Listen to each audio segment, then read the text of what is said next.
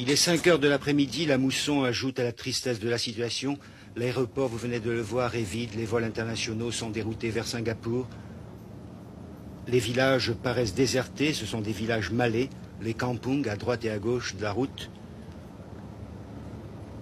Sur la route de l'aéroport, d'ordinaire si fréquentée, nous nous dirigeons sous escorte militaire vers un hôtel où sont regroupés tous les journalistes.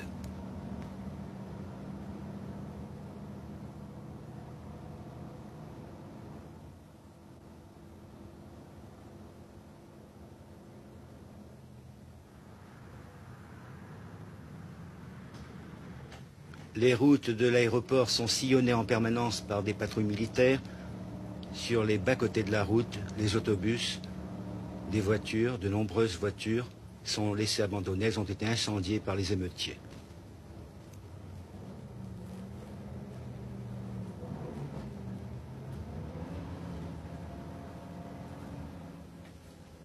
Et durant le couvre-feu, que se passe-t-il exactement à Kuala Lumpur? Eh bien, les gens ont très peur, ils restent chez eux. Les Chinois jouent au mahjong et les Malais parlent, comme d'habitude, sur les terrasses de leur petite maison en bois. Ceux qui sortent le font en leur risque et péril, comme nous maintenant. Pour quelle raison? Les gens ont très peur de l'armée. La police inspire confiance, et d'ailleurs la police ne tirerait pas, à moins de légitime défense, ne tirerait pas sur les gens qui circulent pendant le couvre-feu. Mais l'armée a des ordres très stricts. Certains régiments qui viennent de Bornéo sont composés de gens qui ne parlent ni le malais ni l'anglais. Et Ils sont très nerveux. Ils sont extrêmement nerveux, oui. Hier, en rentrant du quartier chinois, prenant un virage un peu rapidement, le bruit des pneus, le crissement des pneus a réveillé un soldat de faction et il a tiré en direction de la voiture. Il a eu très peur, comme vous le pensez. Et à propos du ravitaillement? Le ravitaillement a été difficile pendant les 4 premiers jours.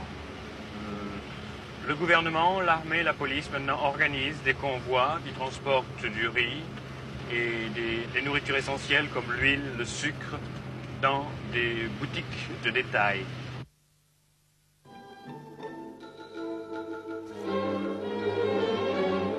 Voici le visage sinistre de Singapour, les émeutes.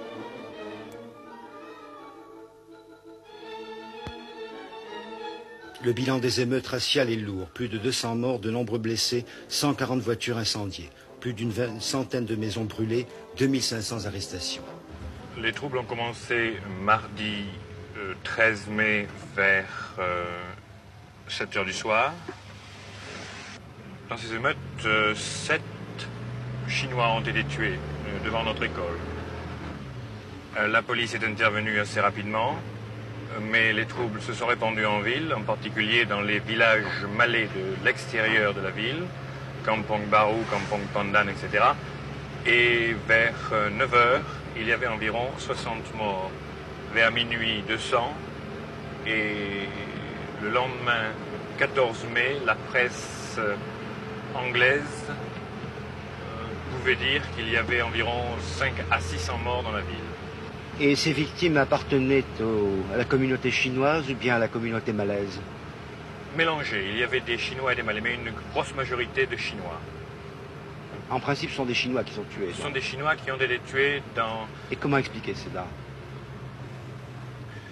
Il y a eu une flambée anti-chinoise, due d'une part à la victoire du Gerakan, parti de gauche, à prédominance chinoise. Il comporte également des Indiens, mais c'est un parti surtout d'influence chinoise. Et les Malais ont pris peur peut-être? Les Malais ont eu peur que les Chinois contrôlent le gouvernement. En fait, ce parti du Gerakan contrôle les 3 États les plus riches de Malaisie. Il y a eu une maladresse probablement qui a été de les réunir dans cette avenue. Et lorsque le sang a été versé, l'inévitable s'est produit dans toute la ville.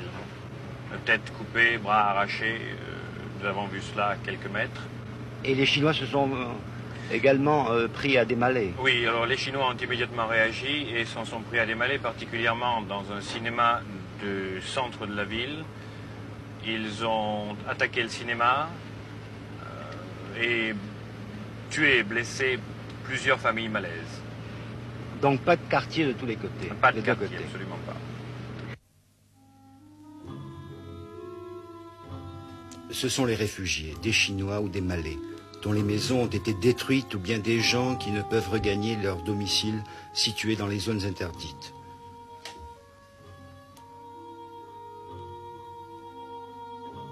Un Français habitant la Malaisie depuis 23 ans nous explique maintenant comment le passé éclaire le présent. Peut-on expliquer ce qui vient d'arriver en faisant référence au passé? Oui, il y a plusieurs facteurs historiques qui expliquent la situation qui existe ici depuis une semaine. De l'histoire presque ancienne, dirais-je, la constitution de la population de ce pays, avec à l'origine uniquement une population malaise, autochtone, sur laquelle sont venues s'ajouter des couches d'immigration parallèlement à la colonisation. Il y a eu le passage des Portugais, puis des Hollandais, puis des Anglais. Et à mesure que ces gens mettaient le pays en valeur et le développaient, il y a eu des apports de population chinoise et des apports de population indienne qui sont arrivés progressivement au cours du 19e siècle et la première partie du 20e siècle. Il n'y a pas eu assimilation de toutes ces populations. Il y a un début d'assimilation. Ça a été l'effort principal du gouvernement depuis l'indépendance, c'est-à-dire depuis 1957, de créer une nation unie avec ces populations diverses. Et avec une langue qui est essentiellement la langue malaise. Avec la langue malaise, c'est-à-dire que vous avez aujourd'hui le malais, ou plus exactement le Bahasa Kebangsaan, qui est la langue nationale. Il y a encore deux langues officielles, la langue anglaise et le Bahasa Kebangsaan. Les Chinois sont en général assez hostiles à l'apprentissage d'une autre langue, en général. Je ne dirais pas qu'ils sont hostiles à l'apprentissage d'une autre langue. Ce qu'ils veulent, c'est préserver leur culture. Ils sont prêts à apprendre la langue nationale, mais ils veulent maintenir leur culture proprement chinoise en même temps. Le Parti communiste est banni en Malaisie. Les communistes se sont surtout infiltrés dans le parti appelé Labour Party, qui a donc boycotté les élections. Nous sommes dans le quartier chinois qui est patrouillé par la police, étroitement surveillé. Et durant la levée du couvre-feu, seuls les quartiers malais restaient interdits à toute circulation. Les Malais ont toujours détenu en Malaisie la puissance politique. Les Malais veulent avoir plus de puissance économique. Les Chinois, eux, de leur côté, détiennent le pouvoir économique et demandent une plus grande participation aux affaires du pays. Voilà le drame de la Fédération de Malaisie. Qui est responsable des émeutes? Il est difficile de le dire. Est-ce les communistes? Est-ce les extrémistes malais qui veulent une Malaisie malaise et non une Malaisie malaisienne? Princesse, comment vivent les Malais en Malaisie? Alors voilà, les Malais en général sont des gens qui sont très simples, qui sont pauvres, qui habitent dans la campagne plutôt. Et que font-ils? Est-ce qu'ils sont agriculteurs en principe? Oui, ils sont agriculteurs. Ils font la pêche. Ils cultivent du riz et du caoutchouc, par exemple. Il y a très peu de commerçants et très peu d'industriels malais, en fait. Oui, il y a très peu de commerçants en Malaisie. Ce sont les Chinois qui tiennent ces positions. Oui. Il n'y a pas un sentiment de frustration chez le Malais? Oui. La religion des Malais, ici la religion est bien d'État la et religion l'islamisme. et l'islamisme, oui. Et en quoi cela consiste-t-il? Ils sont tous musulmans. Oui. Les Malais sont tous musulmans. Ils prient 5 fois par jour. Même à Kuala Lumpur? Même à Kuala Lumpur. Dans chaque village, il y a toujours un mosquée. Ils sont très croyants, très oui, pratiquants. très croyants, oui. Ils ne mangent pas de porc. il méprise un peu les Chinois, il les regarde un peu sale parce qu'ils ne mangent pas du porc, etc. Il croit que les Chinois ne croient pas en Dieu. Et c'est pour ça qu'ils considèrent un peu les Chinois comme des infidèles. Oui, ce qui est l'islam traditionnaliste. Oui. Le drame de la Malaisie, le voici sur ces images. L'imbrication des deux communautés. Le Chinois qui vaque à ses occupations et le Malais qui prépare ses outils agricoles. Pour ce professeur chinois, il y a encore espoir de voir vivre en paix les deux communautés. Monsieur le professeur, à quelle époque remonte l'implantation des Chinois ici en Malaisie? Oh, il faudrait dire que les Chinois sont ici depuis à peu près 300 ans. Ils sont venus pour travailler, pour chercher de la vie, et pour cultiver la terre et pour planter. Et quand ils sont devenus un peu riches, ils retournent à la maison pour construire une petite maison. Et les Chinois qui sont venus ici sont principalement du sud de la Chine, de Fujian et de Guangdong. Et qui a favorisé l'implantation de ces Chinois? Ce sont les Anglais qui ont commencé la plantation de caoutchouc.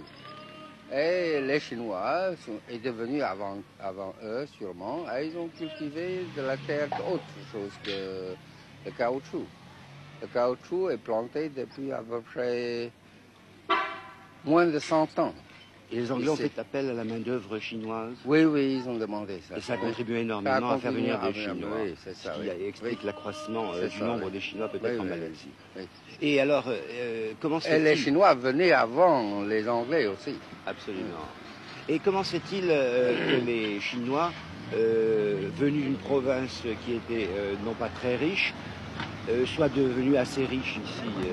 Parce qu'ils travaillent très bien. Ils font des économies. Et la religion qu'ils pratiquent? La religion pratique, les Chinois en général n'ont pas de religion. Ils sont bouddhistes en nom. Mais certainement, il y a beaucoup qui pratiquent le bouddhisme et d'autres n'en pratiquent pas du tout.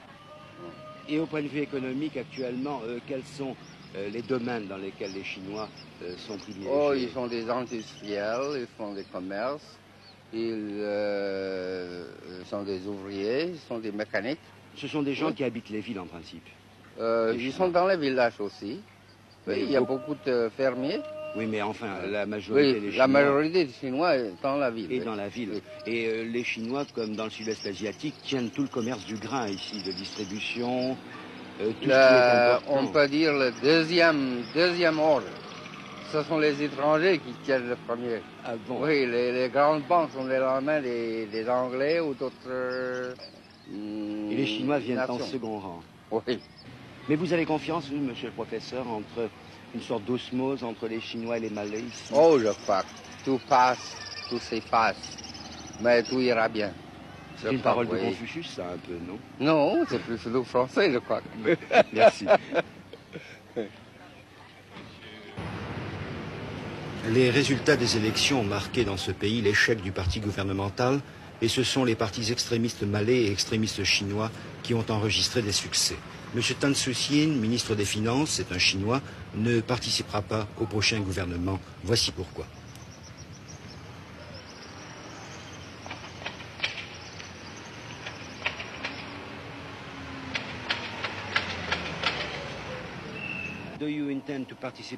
Envisagez-vous de participer au prochain gouvernement? Notre parti a décidé de participer seulement au prochain gouvernement provisoire.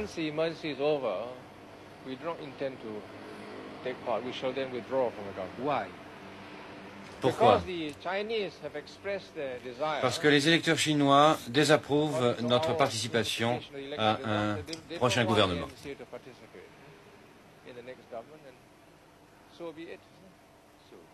There will be an extremist party and Malay's government. No, I think that is unfair. It will not be an extremist government, but it will be a Malay government, I agree. En Malaisie, il y a 4,5 millions de Chinois pour 5,5 millions de Malais. Voici maintenant Tun Abdul Razak, le ministre de la Défense, l'homme qui est chargé de rétablir l'ordre à tout prix à Kuala Lumpur. Pensez-vous à la possibilité d'un gouvernement sans les Chinois? Je ne crois pas, car ce pays est multiracial et ce fut toujours notre politique d'avoir un gouvernement de coalition comprenant 3 partis représentant les 3 communautés malaises, chinoises et indiennes.